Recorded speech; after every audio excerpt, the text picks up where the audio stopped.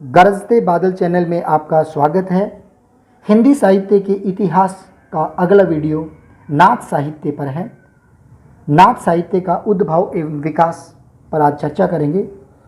सिद्धों का वाममार्गी तथा भोग प्रधान योग साधना की प्रतिक्रिया में आदिकाल में ही नाथ पंथियों का हठ योग साधना का प्रादुर्भाव हुआ।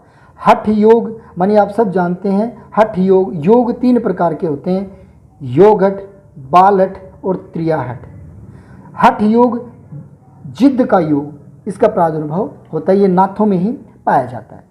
नाथ संप्रदाय का विकास बौद्धों की वज्रयान सहजयान शाखा से हुआ। अब आप सब जानते हैं बौद्ध धर्म की दो शाखाएं थी, हीनयान महायान। हीनयान महायान, हीनयान पाली, मैं कह दूं कि हीनयान में पाली भाषा का महत्व था और महायान में संस्कृत भाषा का महत्व था। यान जो शब्द यहाँ जुड़ता है, यान, तो यान जो है वह यान शब्द मार्ग से है। और हम चर्चा करें दोनों में अंतर, हीनयान और महायान में, तो हीनयान जो शाखा है ये दक्षिण पूर्वी एशिया तक फैला हुआ था, वियतनाम को छोड़ करके। बाकी सारा दक्षिण पूर्वी एशिया में हीनयान शाखा बौद्ध धर्म की फैली हुई है। और चर्चा करें महायान की, तो महायान भारत के उत्तर में तिब्बत, चीन, मंगोलिया, जापान एवं उत्तरी कोरिया, यहाँ महायान शाखा फैली हुई है। महात्मा बुद्ध के निर्वाण के 100 वर्ष के बाद बौद्ध धर्म लगभग 2 संप्रदाय में विभक्त हुआ था। ये बात भी आप जानते हैं, जिसमें से मैंने अभी बताया हीनयान और महायान। और इन नाथों के ऊपर एक पुस्तक और भी लिखी गई। ये सामान्य चर्चाएं नेट और फर्स्ट ग्रेड के अध्यापकों के लिए अमूमन पूछ ली जाती हैं कि नाथों पर लिखी जाने वाली या गोरखनाथ पर लिखे जाने वाली या इससे ही जुड़ती हुई, हम यूँ कह दें कि गोरखवाणी नामक पुस्तक के रचनाकार कौन है। ये बहुत बार पूछा गया है, गोरखवाणी पुस्तक के रचनाकार कौन है, तो ये पीताम्बर दत्त बड़थवाल है। ये सामान्य सी चर्चाएं इससे संबंधित थी, तो मैंने चाहा कि यहाँ कर दिया जाए। नाथ साहित्य में बौद्ध, शैव एवं योग की परंपराओं का समन्वय दिखाई देता है। ये मिली जुली इसमें दिखाई देती है। बौद्ध धर्म भी के नियम भी मिल जाएंगे, शैव धर्म के नियम भी मिल जाएंगे और योग की परंपराएं भी इसमें समन्वित रूप से मिल जाती हैं। यह संप्रदाय लगभग पूरे भारत में फैला हुआ था। नाथ संप्रदाय के प्रथम गुरु के रूप में अगर हम चर्चा करें तो भगवान शंकर को नाथ साहित्य का पहला गुरु या आदिनाथ के रूप में जाना जाता है, कहा जाता है। यह संप्रदाय हठ योग पर आधारित है। ये कनफड़े सन्यासी भी इनको कहा जाता है, जिन्होंने कानों में बड़े बड़े गोल गोल मंदरे जिनको बोले जाते हैं वो पहन लिए, वो ये नाथ है। कानों में बड़े बड़े कुंडल जो पहनने की परंपरा है वो नाथों में पाई जाती है। नाथ संप्रदाय में मत्स्येंद्र नाथ, इनको मच्छंद्र नाथ भी कहा जाता है, तो मत्स्येंद्र नाथ, गोरखनाथ अत्यधिक प्रसिद्ध हुए। नाथ साहित्य में नाथ संप्रदाय में मत्स्येंद्र नाथ और गोरखनाथ ये ज़्यादा प्रसिद्ध रहे। गुरु गोरखनाथ ने इस संप्रदाय के बिखराव और इस संप्रदाय की योग विद्याओं का एकत्रीकरण करके स्थायित्व प्रदान किया था। ये भी इम्पोर्टेंट बात है कि गोरखनाथ जी ने ही इस संप्रदाय में बहुत अधिक अपना योगदान दिया है। अतः इसके संस्थापक गोरखनाथ ही माने जाते हैं। ये बात भी पूछ लेते हैं कि नाथ संप्रदाय के संस्थापक कौन है, तो गोरखनाथ जी। नाथ संप्रदाय के अन्य और क्या क्या हैं, कौन कौन से हैं, या नाथ संप्रदाय में अन्य किन किन नामों से इसको जाना जाता है, तो उसमें हम चर्चा करें तो नाथ संप्रदाय के अन्य नाम सन्यासी, योगी, जोगी, नाथ, अवधूत, कोल, ये अलग अलग क्षेत्रों में अलग अलग नामों से पुकारा जाता है। अब हम चर्चा करते हैं नाथ या साहित्य कह दें या प्रमुख नाथपंथी साहित्यकार कौन कौन से हैं। तो नाथपंथी साहित्यकारों में जब हम लें तो इनकी महत्वपूर्ण बातें लेंगे। डॉक्टर राम कुमार वर्मा ने नाथ पंथ का चरमोत्कर्ष 12वीं से 14वीं शताब्दी तक माना है। नाथ पंथ से ही भक्ति काल में संत मत का उद्भव हुआ। संत परंपरा जो चली थी इसके ऊपर नाथ साहित्य का अत्यधिक प्रभाव है। आचार्य हजारी प्रसाद द्विवेदी, ये वक्तव्य, ये कथन महत्वपूर्ण है।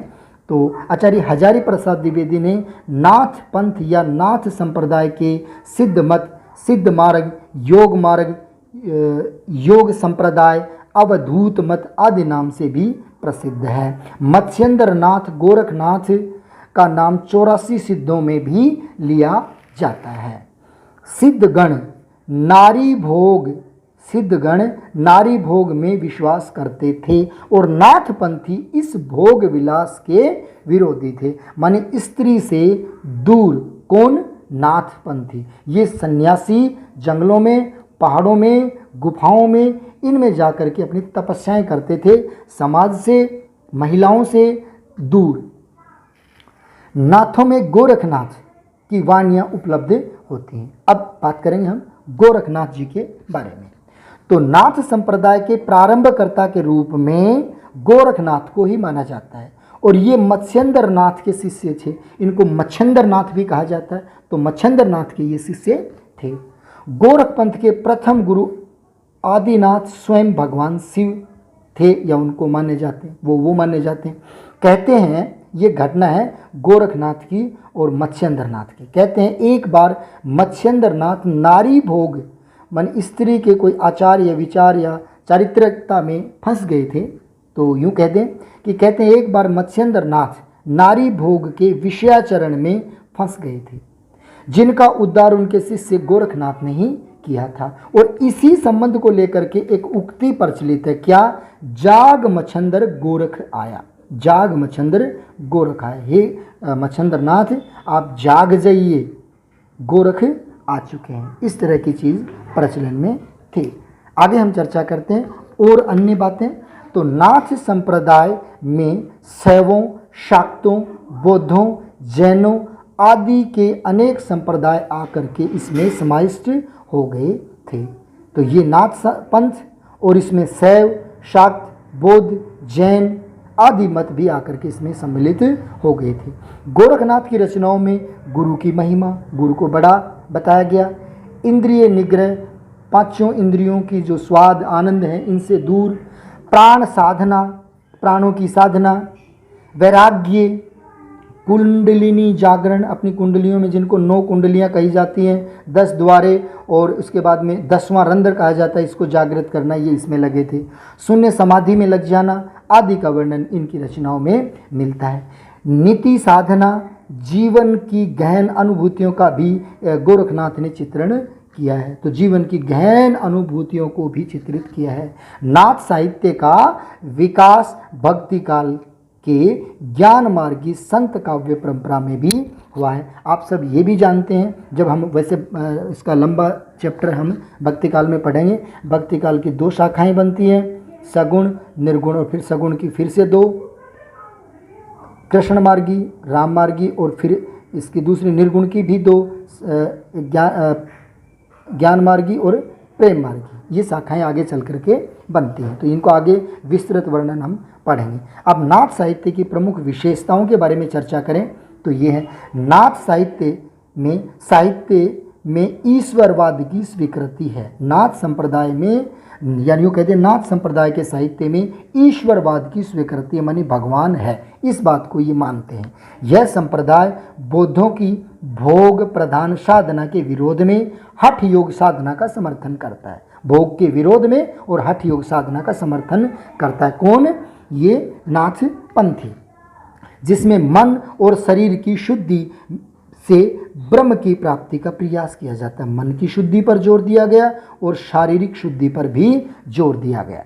नाथ संप्रदाय में इंद्रिय निग्रह, वैराग्य, गुरु कृपा, नाड़ी साधना, कुंडलिनी साधना, षट चक्र साधना, अनहदनाद, सशस्त्र दल, कमल, शून्य समाधि आदि का प्रचार प्रसार इसमें किया गया है। नाथों की भाषा पर अपभ्रंश का प्रभाव नहीं है। ये महत्वपूर्ण बात है। नाथों के साहित्य पर अपभ्रंश का प्रभाव नहीं है। इनकी रचनाएं प्रारंभिक हिंदी भाषा के विकास को प्रकट करते। ये पूछा जाता है कि नाथों की रचनाओं में हिंदी भाषा का प्रारंभिक रूप प्रकट होता है। आगे नाथ साहित्य की और विशेषताओं की चर्चा करें तो आती है सखी, साखी, शबद और रैमणी। जैसा कि कबीर की पुस्तक है बीजक, और इस बीजक की 3 भाग आप जानते ही हैं कि साखी, शबद और रैमणी। साखियाँ शिक्षाएं, शबद जो गूढ़ रहस्य थे, और रैमणी जिनको रम करके गाया वो रैमणी कहलाई, जो भक्ति काल में कबीर के बीजक में आती हैं। यहाँ हम चर्चा कर रहे हैं आदिकाल की और नाथ साहित्य की। तो नाथ साहित्य में साखी, शबद है ना, तुम्बी में त्रिलोक समाया, ये इनकी साखी है, तुम्बी में त्रिलोक समाया। तो साखी, शबद और रैमणी के साथ सद्दुकड़ी भाषा को संत काव्य तक पहुंचाने में नाथ साहित्य का ही योगदान माना जाता है। नाथ साहित्य ने जाति पाति, बाह्याचार, तीर्थाटन, आडंबर, कर्मकांड की उपेक्षा की, मानी इनको नहीं माना, न जातियों को माना, न बाह्याचार को माना, न तीर्थों पर घूमना फिरना माना, न आडंबरों को माना, ढोंग पाखंड सब छोड़ दिए, न कर्मकांडों को ही माना, इन सब की उपेक्षा करी, आंतरिक साधना पर बल दिया। ये महत्वपूर्ण बात है, नाथों ने भीतर की साधना पर बल दिया, जैसा कि शरीर की साधना भी, मन की साधना भी, शरीर की साधना पर भी। हिंदी के संत कवियों ने अपनी अंतः साधना में इसी पद्धति का अनुसरण किया है। नाथ संप्रदाय बौद्धों की एक शाखा से विकसित होकर के भी हिंदू शैव मत के अनुकूल आचरण करने के कारण आज भी भारतीय जन जीवन में स्थान बनाए हुए हैं। नाथ साहित्य ने सदाचार की स्थापना करने का प्रयास किया, समाज में सदाचार को स्थापित करने का प्रयास किया, और ये काफ़ी हद तक सफल रहे। उलटबासियों, उल्टी बातें, अभी कबीर के यहाँ साहित्य में आपने पढ़ा होगा कि भिजय कामड़ बरसे पानी, या इस तरह की जो उक्तियाँ थी, बरसे कामड़ भीजे पानी, ये उल्टा बोल गया मैं, बरसे कामड़ भीजे पानी। तो इस तरह की उलटबासियाँ एक और भी आती है इनकी कि एक अचंबा देख रे भाई, ठाडा सिंह चरावे गाई, आगे पूत पीछे माई, चेला का गुरु लागे पाई, जल की मछली तरवर ब्याई, माने सारे उल्टे।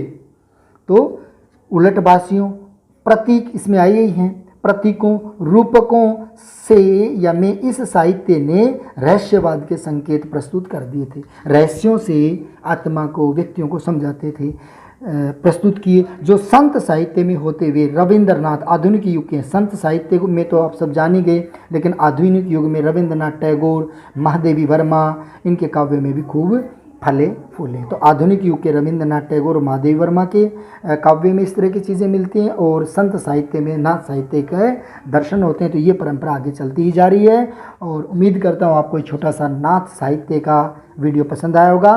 बहुत बहुत धन्यवाद, थैंक यू।